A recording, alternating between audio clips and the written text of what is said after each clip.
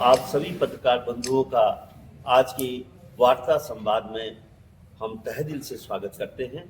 आज हम लोग भू कानून मूल निवास संघर्ष समिति की जो सर्वोच्च नेतृत्व है उसके साथ माननीय पांकी जी और मैं पूर्व सैनिक संगठन के माध्यम से यहाँ पे आपके सामने मौजूद है। इसमें सबसे महत्वपूर्ण बात यह है कि जो भू कानून है उसकी शुरुआती दौर में किस तरह से माननीय पांकी जी ने राइट फ्रॉम 2000 जब से राज्य बना था उसको लेकर आगे बढ़े थे और किस तरह से समन्वय समिति ने संपूर्ण उत्तराखंड में इस आंदोलन को किया और उस आंदोलन करने के बाद सरकार किस तरह से बैकफुट पे आते हुए ये कहती है कि हम कठोर कानून इस भू कानून हम बनाएंगे।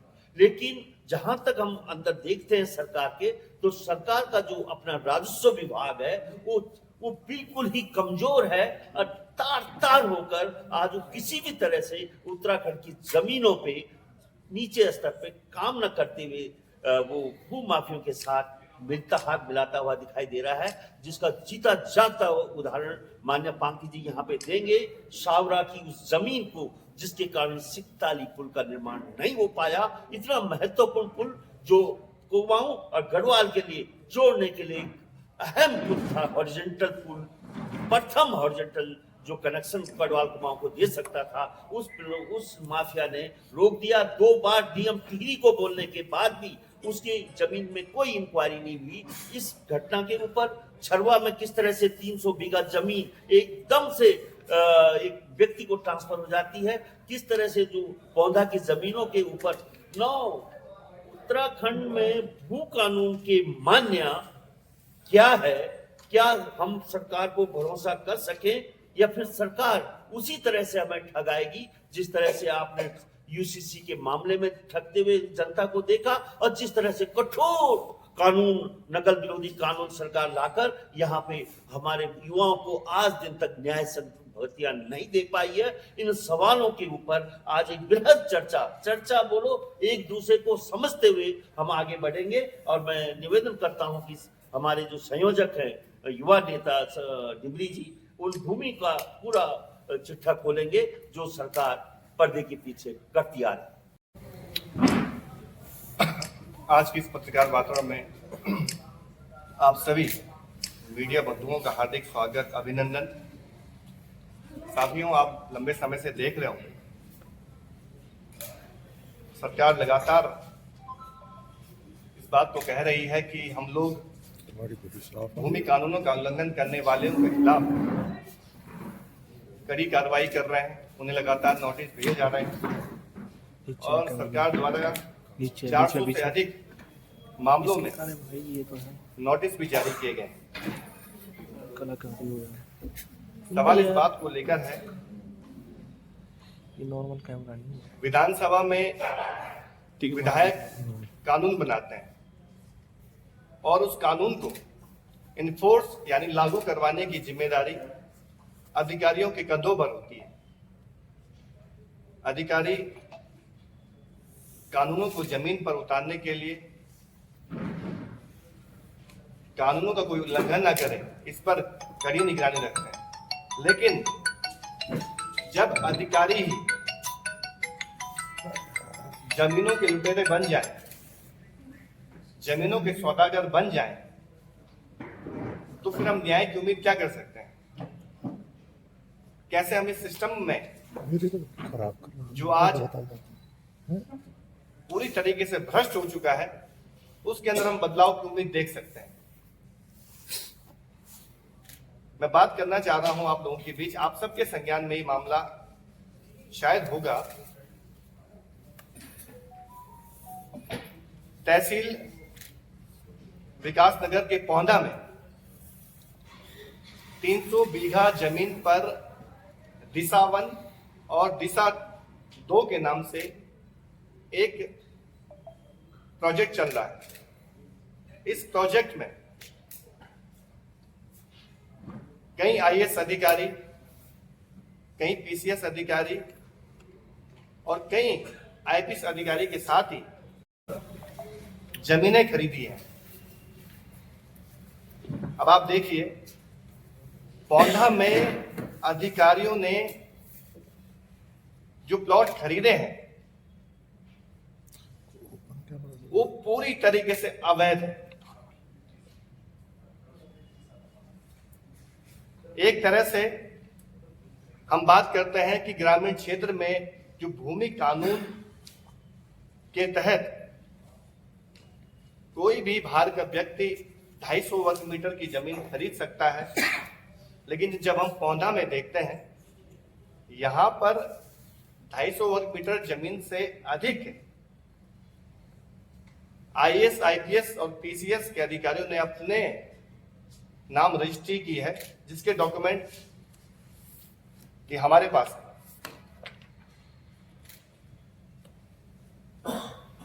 आईएएस अधिकारी सोनिका सिंह जी ने अपने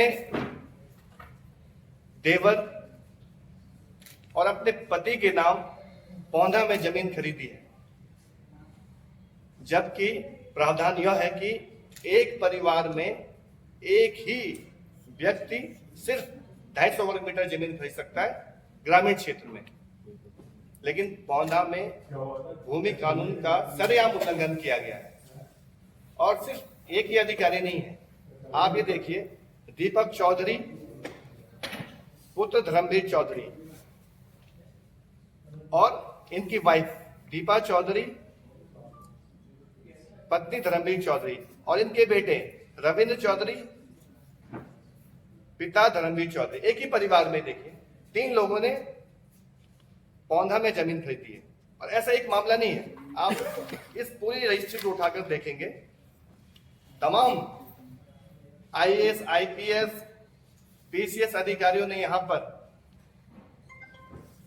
अपने और अपने रिश्तेदारों के नाम जमीनें खरीदी हैं। और इस मामले को लेकर सरकार, आप देखिए, इस पर अभी तक कहीं से भी कोई बात नहीं उठाई। अधिकारी जिस मामले में संलिप्त है, आखिर उनके खिलाफ कार्रवाई क्यों नहीं हो रही है? और जो ये जमीन खरीदी गई है, इसमें सबसे बड़ी बात क्या है? इसमें ये जमीन अनुसूचित जाति के लोगों की भी थी। करीब करीब 64 बीघा जमीन अनुसूचित जाति के लोगों से ले गए, जबकि प्रावधान क्या बोलता है? 157A यूपी जमींदारी विनाश एवं भूमि सुधार अधिनियम की धारा 157A में साफ प्रावधान है कि अनुसूचित जाति के व्यक्ति से जमीन खरीदने के लिए आपको कलेक्टर से परमिशन लेनी पड़ेगी। लेकिन यहां बिना जिलाधिकारी के परमिशन के ये सारी जमीनें खरीदी गई हैं। इसके अलावा यहां पर फॉरेस्ट, गोल्डन फॉरेस्ट की जमीन भी थी जो सरकार में निहित हो गई थी, और जिसकी खतौनी है फॉरेस्ट, गोल्डन फॉरेस्ट की जमीन की, उत्तराखंड सरकार की है। और ये इस जमीन पर भी प्लॉटिंग के जरिए अधिकारियों को जमीन दी गई है, जबकि प्रॉपर्टी ट्रांसफर एक्ट के सेक्शन 54 में इस बात का उल्लेख है, क्योंकि ये जमीन न्यायालय में विचाराधीन है, इसमें मामला चल रहा है गोल्डन फॉरेस्ट की जमीन का। जो जमीन एक तरह से सब जुडिस जिस मामले में चल रहा हो, विचाराधीन हो न्यायालय में, जिस जमीन के मामले, उस जमीन को प्रॉपर्टी ट्रांसफर एक्ट के तहत बिल्कुल भी नहीं बेचा जा सकता है। इस एक्ट का भी उल्लंघन किया गया है। जो जमीन सरकार के खाते में निहित हो गई है, आपने उस जमीन की रजिस्ट्री कैसे अधिकारियों के नाम कर दी? दूसरा, अनुसूचित जाति के लोगों की जमीन कैसे अधिकारियों के नाम रजिस्ट्री हो गई? तीसरा, 250 वर्ग मीटर से अधिक, जो साफ तौर पे भूमि कानूनों में प्रावधान है कि ग्रामीण क्षेत्र में उससे अधिक जमीन खरीद नहीं सकते हैं, इस कानून का उल्लंघन कैसे किया गया? तो इस बात को समझने की आवश्यकता है।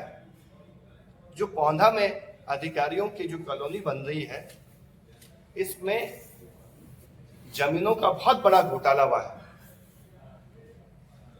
और इस बात से हम समझ सकते हैं जब इस पूरे मामले में आईएएस, आईपीएस और पीसीएस लेवल के अधिकारी होंगे, क्या वास्तव में इन अधिकारियों के खिलाफ सरकार जांच बिठाएगी? क्या उन लोगों की तरह नोटिस इन्हें भी जारी होंगे जिन लोगों ने 250 वर्ग मीटर का उल्लंघन किया है इस राज्य में? तो हमें लगता है कि जमीनों की इस लूट में अधिकारियों की भी बहुत बड़ी भूमिका है। अधिकारी भी जमीन लूट रहे हैं और हम उम्मीद कर रहे हैं कि यहां पर मजबूत कानून बन पाएगा। इस बात को समझने की आवश्यकता है, जब 250 वर्ग मीटर कानून का उल्लंघन हो रहा है तो आने वाले समय में सरकार ऐसा कौन सा कानून लाने जा रही है जिससे हमारी जमीनें बच सकती हैं? सबसे पहले सवाल ये उठता है, जो कानून बने हुए हैं जब उसका ही उल्लंघन हो रहा है तो कहीं ना कहीं आने वाले समय में जो सरकार कानून बनाने जा रही है उसमें संदेह है। इसलिए हम सरकार से लगातार मांग कर रहे हैं कि पहले इसका ड्राफ्ट आप जनता के बीच रखिए।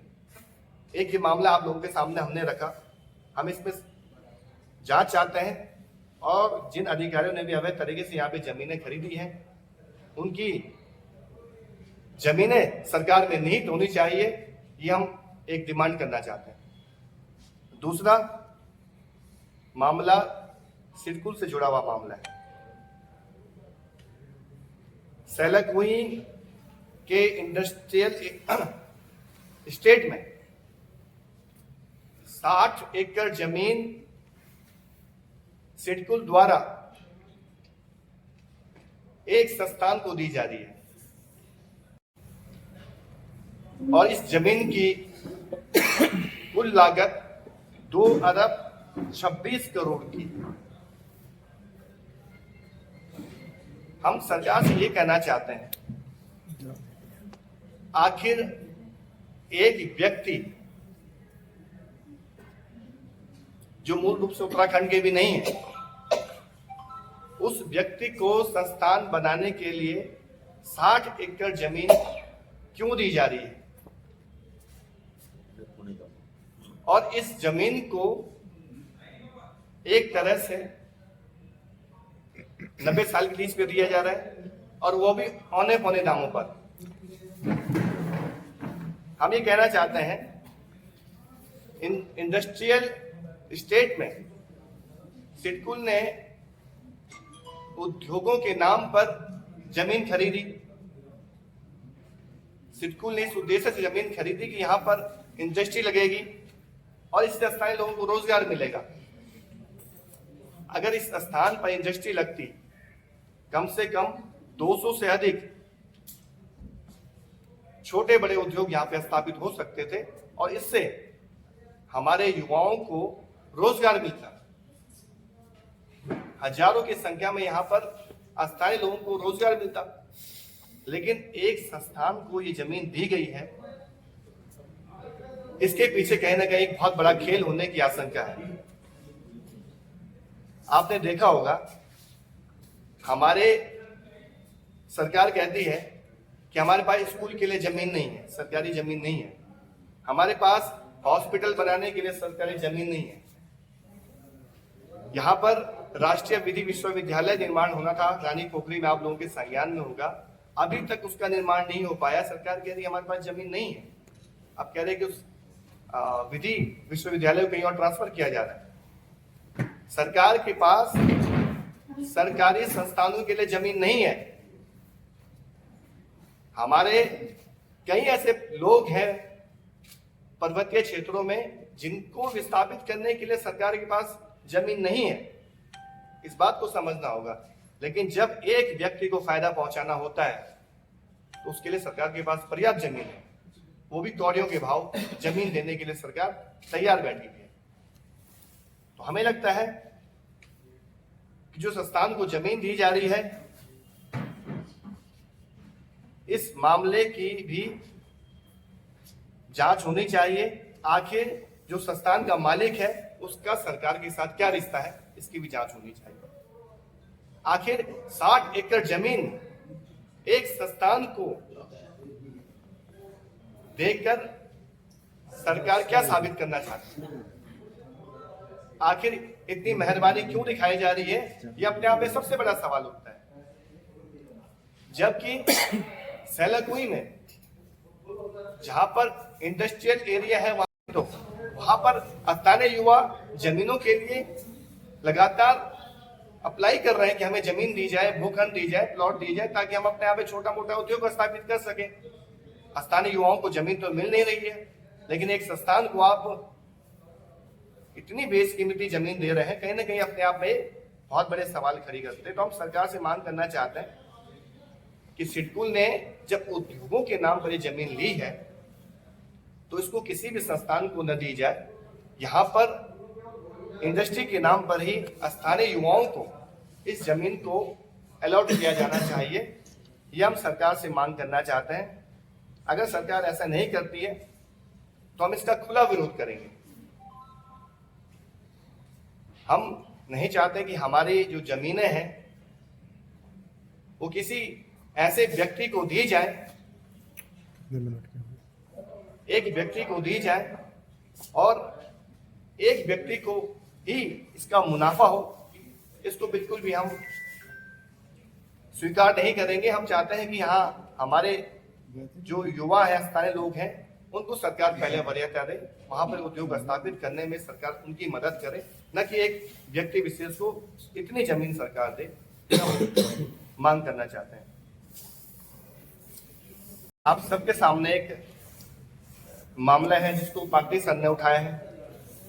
सिंगताली में एक दिल्ली के व्यवसायी को जमीन दे दी जाती है और उसका प्रभाव इतना बड़ा रहता है सरकार में कि वो वहां पर पुल भी नहीं बनने देता है। तो मैं चाहूंगा पार्टी सर इस मामले को यहाँ पर मीडिया के सामने रखेंगे। बहुत बड़े स्तर जब ये बना था एक का इसमें मैं कब्याल जी हम उस अभियान में शामिल थे। एक वहाँ का ज्ञापन किया गया था राज्य सरकार को, उसका नाम ही था उत्तराखंड की जमीनी की माफियाओं से रक्षा था। उत्तराखंड के जनपक्षी भूमि मंदिर की नींव बनाए जाने के लिए उत्तराखंड जनता की मांग, जनता की तरफ। और ये आपको ये दे दिया गया 9 अक्टूबर 2003 में इसी प्रेस क्लब में इसका प्रसार किया गया था। और उससे पहले ये शासन को दे दिया था एक जिसमें नियमावली बनाने की आवश्यकता है। 2003 में राज्य बना था, 2000 में 3 वर्ष का तब से चला रहा। और इसमें ये अगर आप पढ़ेंगे तो इसमें और भी बहुत विस्तार से अब यहाँ पर जो वर्तमान में भू कानून का सवाल आया हुआ है उसमें मुख्य रूप से ये कहा जाता है कि हिमाचल की तर्ज पर भी यहाँ पर कानून सख्त कानून बनाया जाए और उससे हमारे लोगों को जमीन मिले। हमारे उत्तराखंड में थोड़ा सा ये राजस्व प्रशासन है, राजस्व की जो व्यवस्था है, कृषि भूमि की जो व्यवस्था है, थोड़ा पेचीदा हो गया। क्योंकि हमारे यहाँ एक नहीं कितने कानून, देहरादून मेरठ का पार्ट था, इसे यहाँ उत्तर प्रदेश जमींदारी उन्मूलन एक्ट लाया। चक्राता के लिए अलग से चक्राता जमींदारी उन्मूलन एक्ट अलग से बनाया गया। और कुमाऊं, इसमें गढ़वाल कुमाऊं मिलकर एक ही डिवीजन था कुमाऊं। तो कुमाऊं नया बात, कुमाऊं जमींदारी उन्मूलन एक्ट अलग से बनाया। और उसमें और भी एक्ट थे, लैंड रिकॉर्ड एक्ट वगैरह बहुत सारे थे। और एक नया बात एक्ट भी था जमीन से, उसमें हमारे लोगों को, परिधि क्षेत्र के लोगों को, जो छोटे छोटे काश्तकार हैं, उनको उनके खेत के बगल में कोई सरकारी जमीन है, यहाँ तक कि अगर फर्श की जमीन है, उसमें अपने छोटे मोटे काश्तकारी करने के लिए जमीन को एक्वायर, उनको एक्सटेंशन का, अपने खेत को बढ़ाने का अधिकार आज ठीक उल्टा। तो ये था। तो इसमें इसलिए कानून समझने में थोड़ी दिक्कत आ गई, कहाँ का मामला हो। देहरादून के मामले आएंगे तो उत्तर प्रदेश। इन एक्ट में जितने भी एक्ट हैं बहुत ज़्यादा अंतर नहीं है, हल्का हल्का अंतर किया गया, फिर यहाँ समझाएंगे टाइम में। तो इसमें जब ये उसमें पड़ा था, जो मुद्दा उठा था प्रारंभ में, हमारे यहाँ के कुछ इसमें स्पष्ट है, ये ज्ञापन दिया गया था इसमें बहुत सारे लोगों ने हस्ताक्षर किए। इसमें वर्तमान में जो यहाँ पर उपस्थित है मैं और थपलियाल जी के नाम हैं इसमें।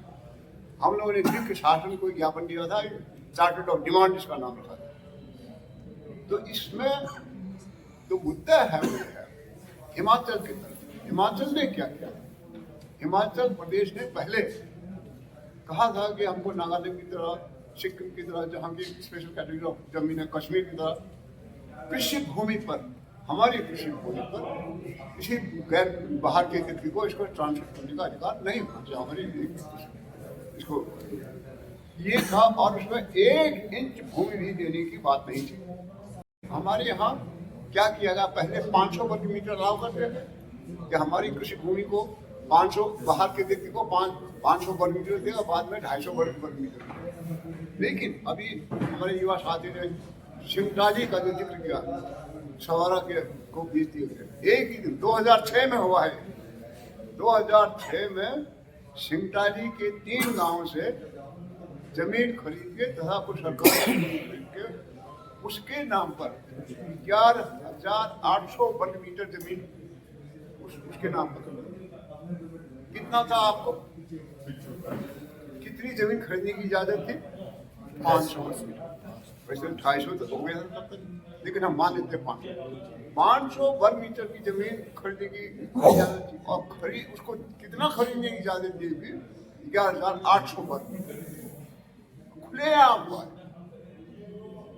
मैं तो यहाँ तक कहूँगा, हमारे यहाँ के जो अधिकार तो थे ही इससे मिले थे, लेकिन यहाँ के जो जनप्रतिनिधि थे वो भी उसमें संलिप्त थे। उस सवारा के योजना का जो शिलान्यास होना था, उसमें आपका उस समय का मुख्यमंत्री खुद सरकारी हेलीकॉप्टर लेके उसका उद्घाटन कर। हम वहाँ उस दिन जिस दिन उद्घाटन होता हम उपस्थित थे। हम 20-25 लोग वहाँ पहुँच पाए थे, उनका विरोध किया, और हमको पुलिस ने पकड़ के इसी बस में डाल के करीबन 40-50 किलोमीटर दूर ले गए। वहाँ हमको खाना वाना खिलाओ के बाद जाओ। उस समय कोरोना काल में, जबकि ये था उसमें कोरोना काल में 500 लोग से ज्यादा लोग एक जगह पर एकत्र न होंगे, ये शासनादेश था। लेकिन उस समय वहाँ पर लगभग 150 तो पुलिसकर्मी थे। वहाँ पर एक आश्रम क्या था, थपलियाल जी मुझे याद नहीं, आश्रम था। हरिद्वार के आश्रम के लोगों को भी बुलाया गया था, लगभग 1-1.5 दर्जन तो वो भी आए थे। तो ये कानून बनाने वाले ने खुद उल्लंघन किया इसका, और कहीं से आवाज नहीं उठी। उसके बारे में हमने तब से ये उसका ज्ञापन दिया रखा, हमने इसमें देखा, हमने इसकी इंक्वायरी करने की जिलाधिकारी विस्तार से कि उस जो घटना हुआ उसमें किन किन कानूनों, किन किन बातों का उल्लंघन किया गया। ये अभी आजकल कह रहे हैं कि हम इंक्वायरी करेंगे, जिन्हें गलत जमीन ली है उनको बेदखल करेंगे, वो वापस ले लेंगे। एक केस है, ज्वलंत केस है जो आपको हम दे रहे हैं, कितने गलत काम रहे हैं आपको दे रहे हैं। उसको तो यहाँ तक है, क्योंकि मैं राजस्व विभाग में बहुत लंबे समय से सेवा की है। मैं परिणाधिकारी से लेकर कमिश्नर से लेकर बोर्ड ऑफ रेवेन्यू मैनेजर ने काम किया है। पिछले रेवेन्यू के बाद मैं कह रहा हूँ कि इस जो सवारा के नाम पर जो एंट्री हुई है, जो घपला हुआ है, जो उसके खतरा नहीं, उसका नाम लिख दिया गया है 11,800 वर्ग मीटर में, वो टोटली अवैध होने के अलावा वो नॉन इंटिटी है। कोई कागज है ही नहीं जिसके अधिकार उसको अधिकार दिया जाए। उसको बिना किसी को नोटिस दिए हुए आप उसको खारिज कर सकते हैं और कह सकते हैं सवाल के नाम से जो नाम लिखेंगे सब वापस ले लिया, सरकार ने निष्ठा कर दिया। ये अगर समझना चाहेंगे, राजस्व विभाग के अधिकारी समझना चाहें तो मैं उनको समझा सकता हूँ मैं क्यों कह रहा हूँ। लेकिन राजस्व विभाग के जैसे आप कह रहे हैं बड़े अधिकारी संलिप्त है तो कौन सुनेगा। तो ऐसी बहुत सारी बातें अभी बहुत ही हाँ कह रहे हैं कि ये एवरेस्ट हाउस की जो जॉर्ज एवरेस्ट। स्टेट की जो जमीन थी उसको औने पौने दाम में किसी एक व्यक्ति को दे दी।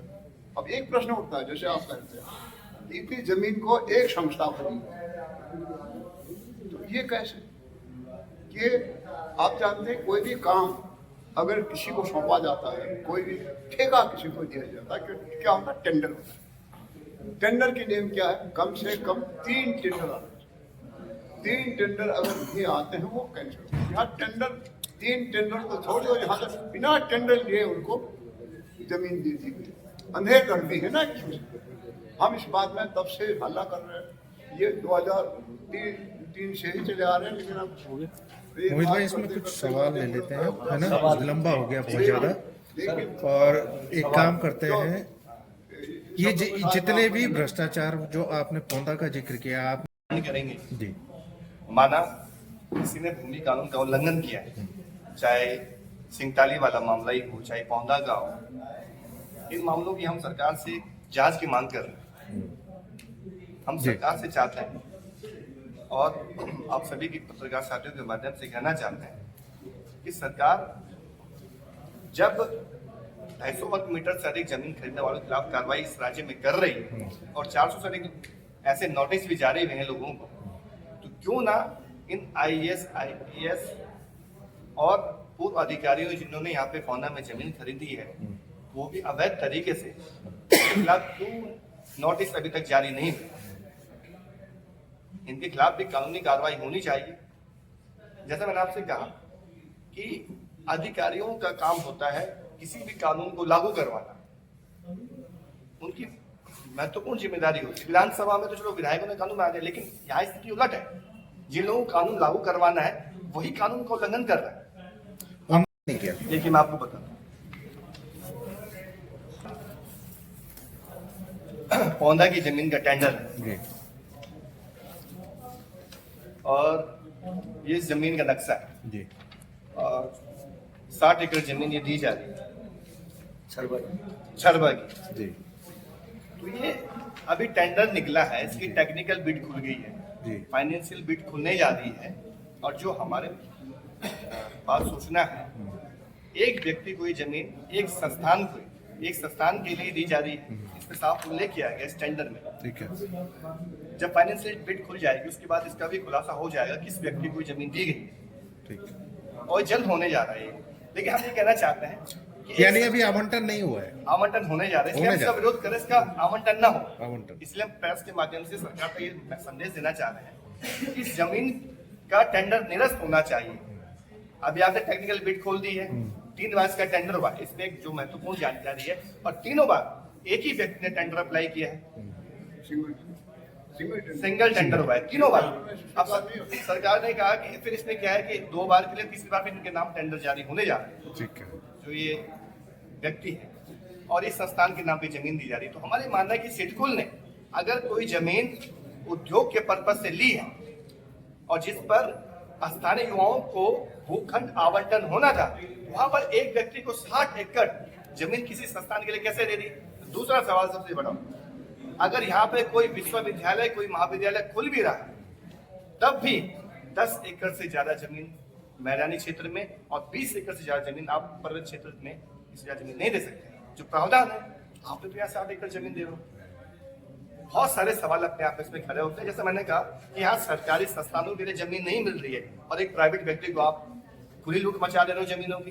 जो IAS सोनिका पर आपने आरोप लगाया, क्या ये उस दौरान का है जब जिलाधिकारी हुई है और ये मामला लगातार चल ही रहा है, पहले भी आप लोगों के संज्ञान में मामला है, और यहाँ पर सिर्फ IAS सोनिका जी का ही सवाल नहीं है, और भी तमाम IAS, PCS, IPS अधिकारी हैं जिन लोगों ने यहाँ पर 250 पर जमीन खरीदी है, अपने नागरिक के तौर पे नाम खरीदी है, तो क्यों ना इनके खिलाफ जांच हो? दूसरा सबसे महत्वपूर्ण सवाल तो अपने आप में, आपने अनुसूचित जाति के लोगों की जमीन खरीदी है बिना जिलाधिकारी के परमिशन के, कैसे खरीद लिया आप? सवाल इसलिए है कि जब वो जिलाधिकारी खुद ही थी तो उनको परमिशन किससे लेनी? देखिए, जिलाधिकारी जब सोनिका जी थी उनके संज्ञान में ये मामला है।